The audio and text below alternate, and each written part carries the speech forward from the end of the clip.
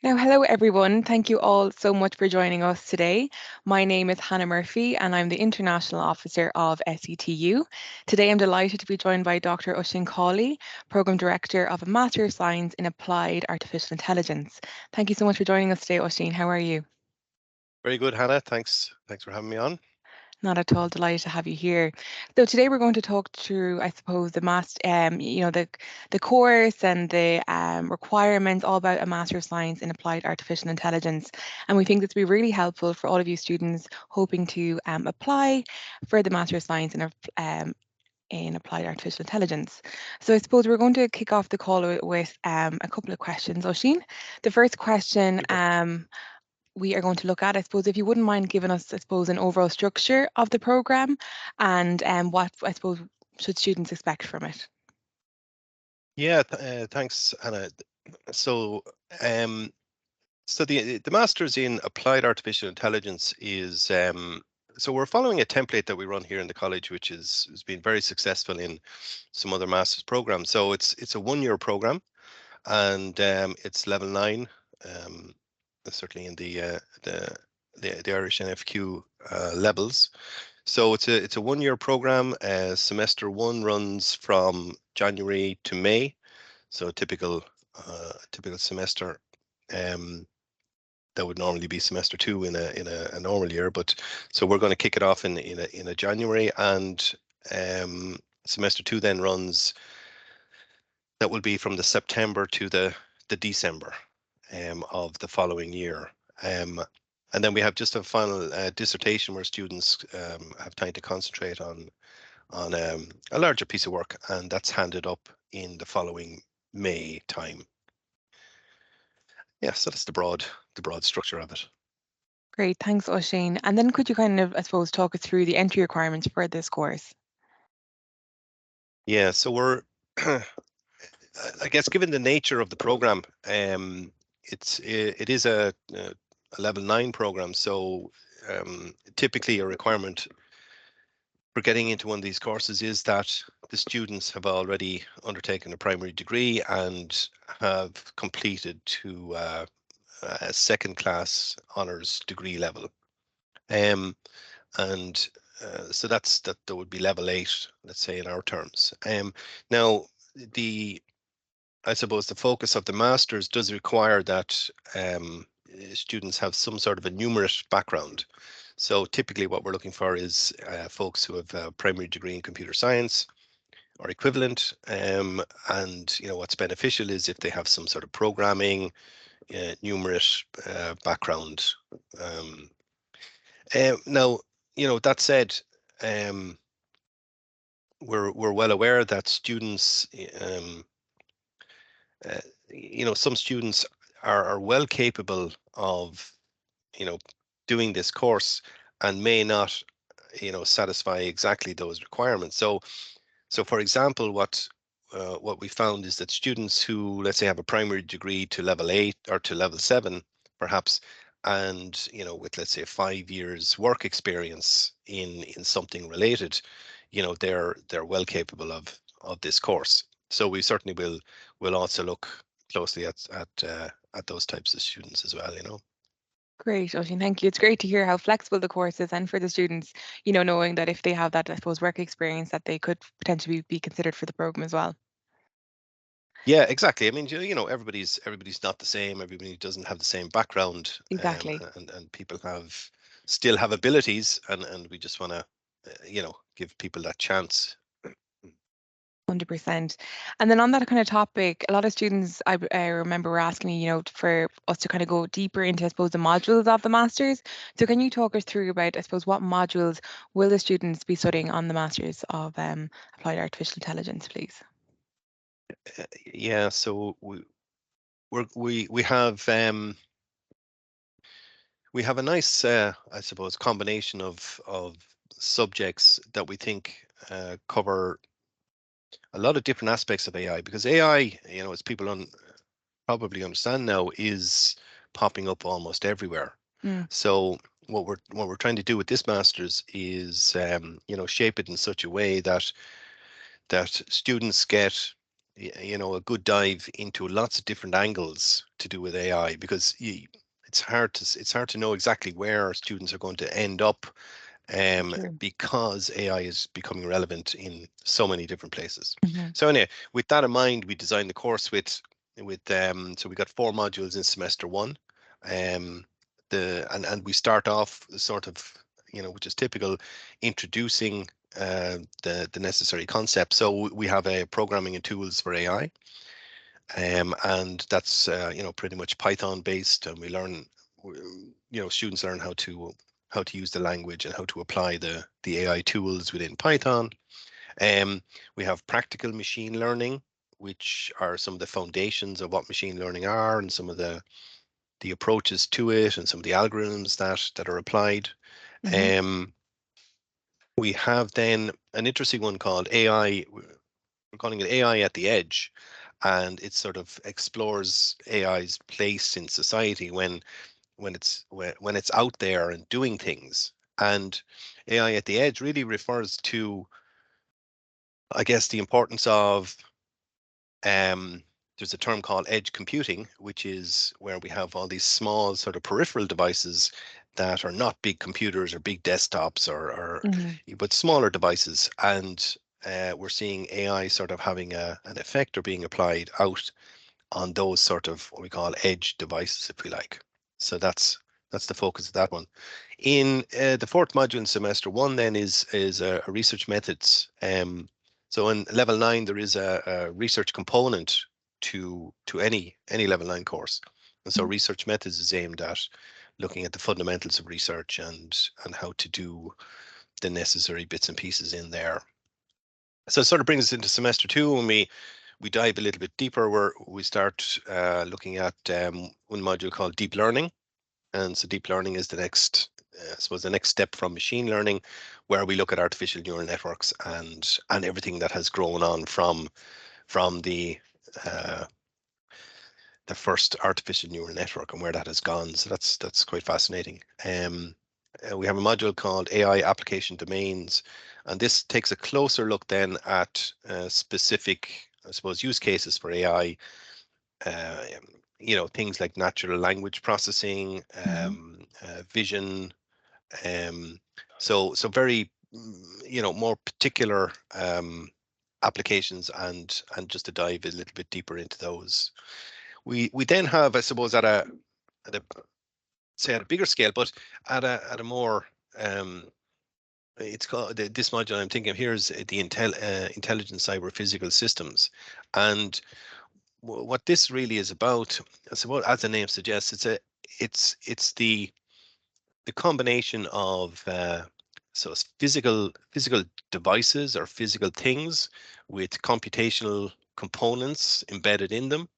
There may or may not be a human um, element included in these systems, but it's all about how do these systems work, and how does the AI, for example, within these systems, um, how does that all get designed and developed and implemented?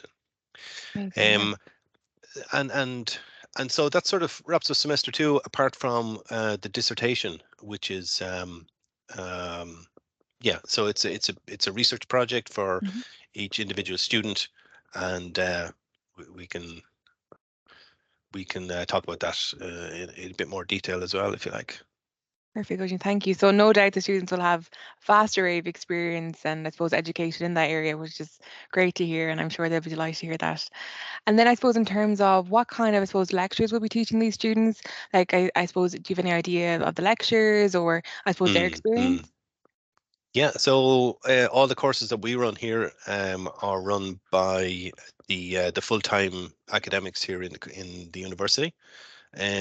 So they're all, as I said, full-time employees here. Mhm.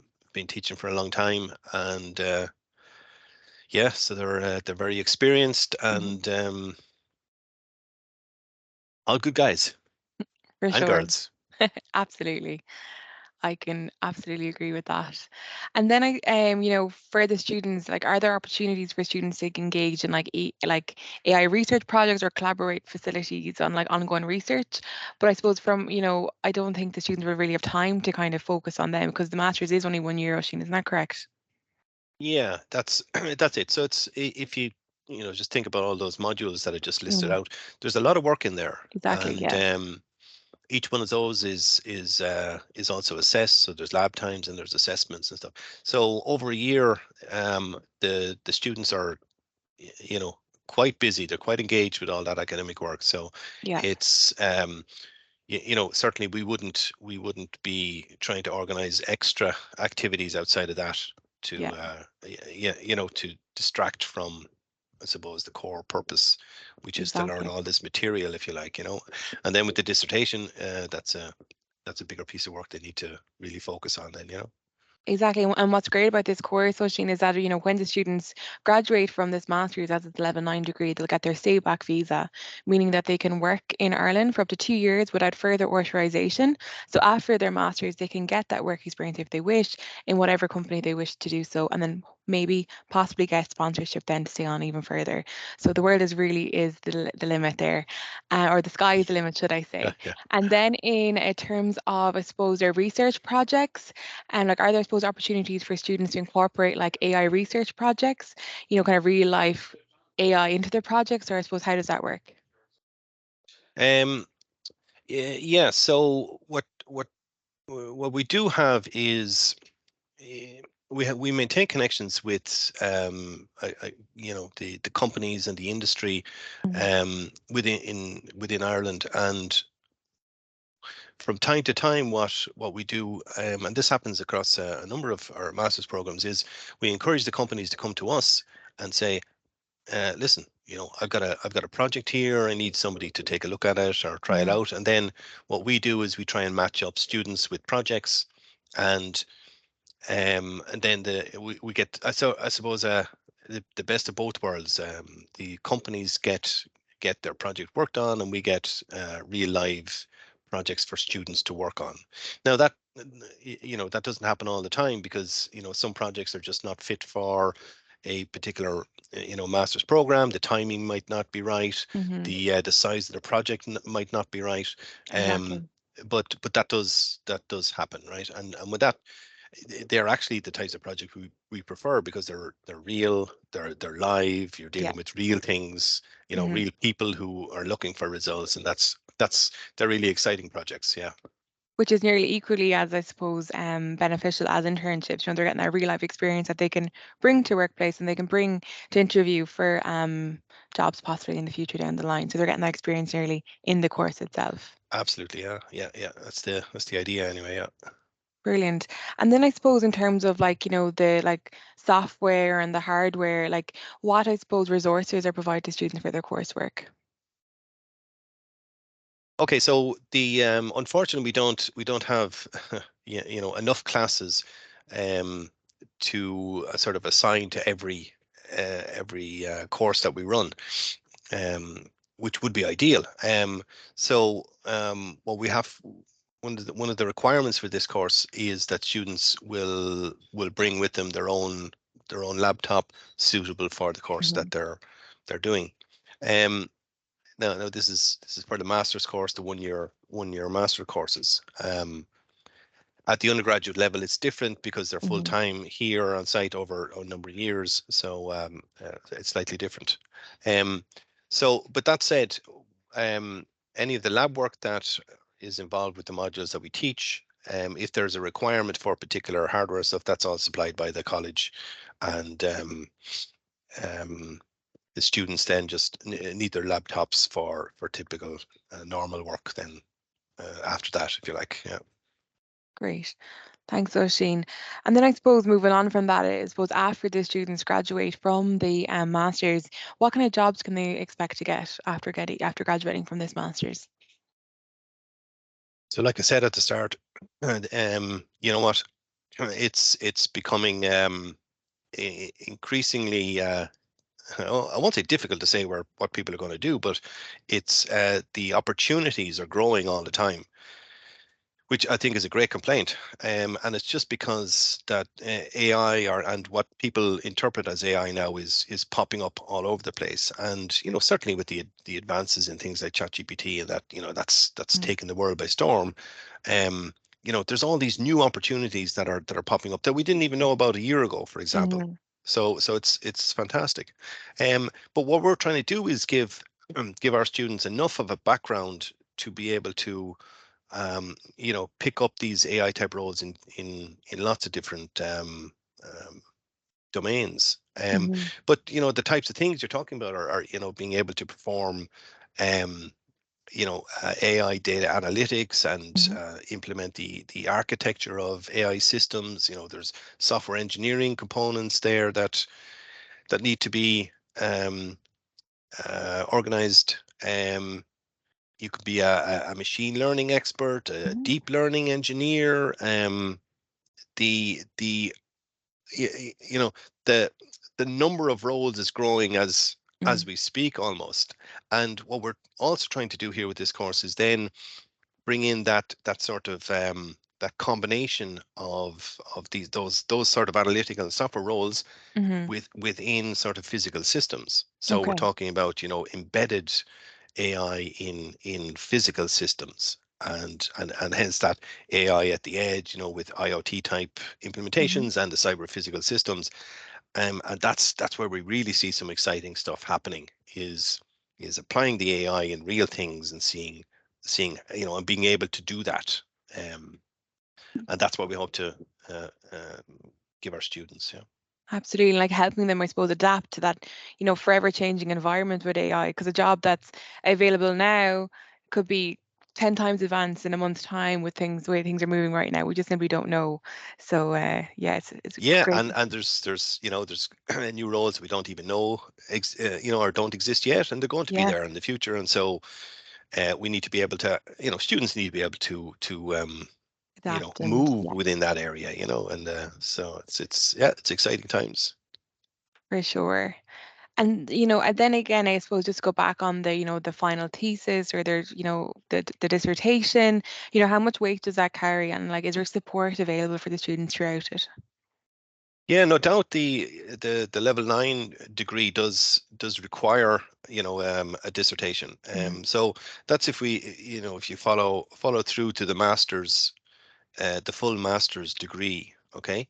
um and just to note as well that and not recommending it, but if students want, they can actually opt not to do the dissertation at the end, and they can if they've successfully passed all the modules, they can exit with a postgraduate diploma at level 9, which again it is a level 9 degree, and still a great option. So, but the dissertation does, that's what sets the master students apart, and it's a big piece of independent learning where students need to research a particular topic and produce something, and write up that whole process.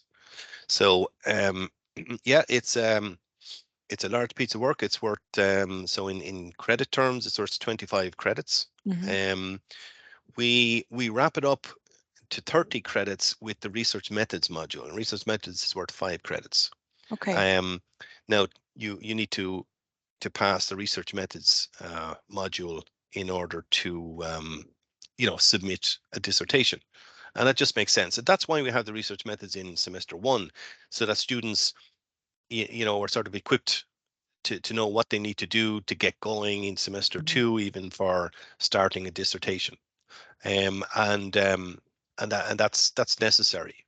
Mm-hmm. So, but apart from that, once the dissertation officially kicks off, then every student is assigned a supervisor. Um, the supervisor and students meet every week, and they uh, they work together, and the supervisor is there to help in an advisory role.